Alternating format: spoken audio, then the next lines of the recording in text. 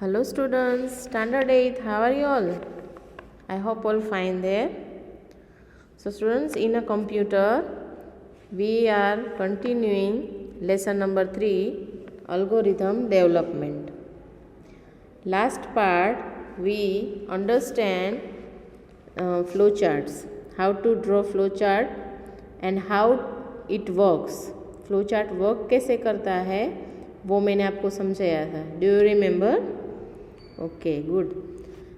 हमने add two numbers वाला देखा था, ये वाला नंबर 1. उसके नीचे वाला आज हम देखेंगे नंबर 2 फ्लो चार्ट, कैसे वो वर्क करता है. Right. Number 2, interchange the values of 2 given numbers. मतलब यहाँ पे 2 नंबर्स दिए हैं, कोई भी 2, तो उसके जो वैल्यू है, वैल्यू को इंटरचेंज करना है. मतलब कि एक की वैल्यू दूसरे में स्टोर करवानी है. वो कैसे करवाएंगे? Let us see. Open page number 51. खोला ना आपने? Number 1, take 2 numbers A and B. 2 number हमने लिए वेरिएबल ए और बी. राइट. तो 2 नंबर लिए. Second, transfer the value of a to var. Var मतलब वेरिएबल, ये टेम्पररी वेरिएबल है. मतलब कोई वैल्यू है हमें एक्सचेंज करनी है, तो हमें एक वेरिएबल भी चाहिए दूसरा, जिससे हम वैल्यू को एक्सचेंज कर सकते हैं, इंटरचेंज कर सकते हैं. राइट. इसलिए ये VAR भी एक वेरिएबल ही है. ए, बी और वेर वो वेरिएबल है. तो ये क्या करना है इस फ्लो चार्ट में, ये स्टेप दिए हैं. पहले तो हमें 2 नंबर लेने हैं ए और बी, फिर उसकी वैल्यू ट्रांसफ़र करनी है. ए की वैल्यू वेरिएबल में ट्रांसफ़र करनी है.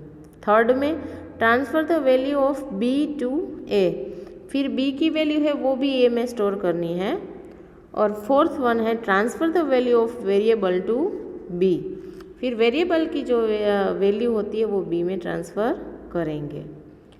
यहाँ पे है बिगिन. बिगिन मतलब स्टार्ट, ओवल शेप में. राइट. पहले जो स्टार्ट करते हैं तो पहला स्टेप क्या आता है? बिगिन. बिगिन मतलब शुरू करना. फिर है नीचे की तरफ फ्लो चार्ट जा रहा है, तो इनपुट आउटपुट बॉक्स में क्या इनपुट किया है? Input first number a, input second number b. मतलब 2 नंबर इनपुट किए हैं, ए और बी. फिर नीचे है प्रोसेस बॉक्स. क्या है नीचे? Process box. इनपुट ले लिया, अब हमें प्रोसेस करवानी है. राइट. तो प्रोसेस करवाने के लिए इक्वेशन देना पड़ता है. यहाँ पे इक्वेशन दिया है. क्या दिया है? तो वेर इज इक्वल टू ए. मतलब कि जो ए की वैल्यू है वो वेरिएबल में स्टोर होगी. यहाँ पे मैं आपको एग्जांपल देती हूँ कि a इज इक्वल टू 5 बराबर and b is equal to 10. 2 value ले लिया.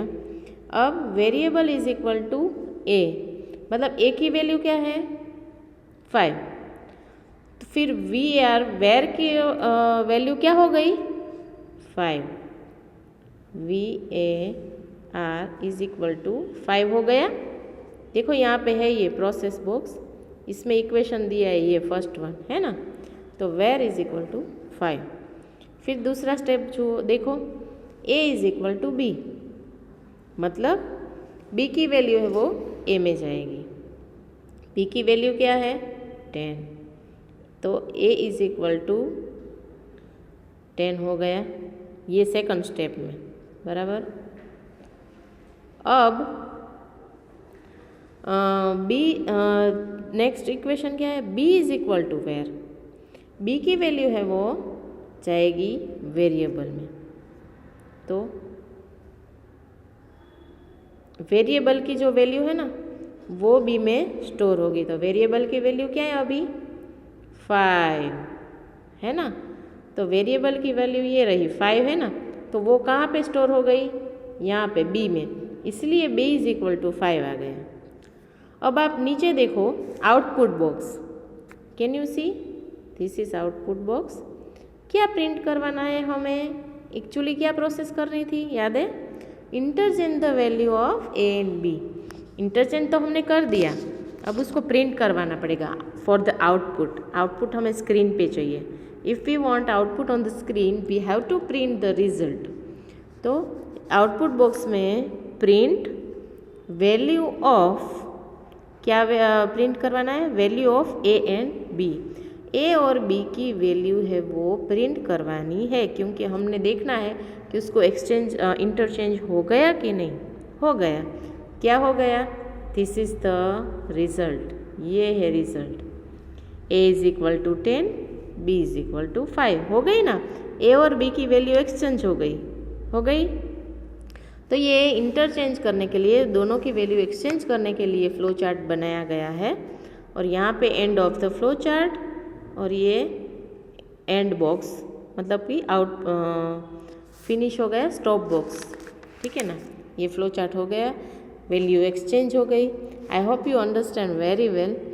अगर कोई भी क्वेश्चन हो, you can ask me any time. Okay students, thank you very much.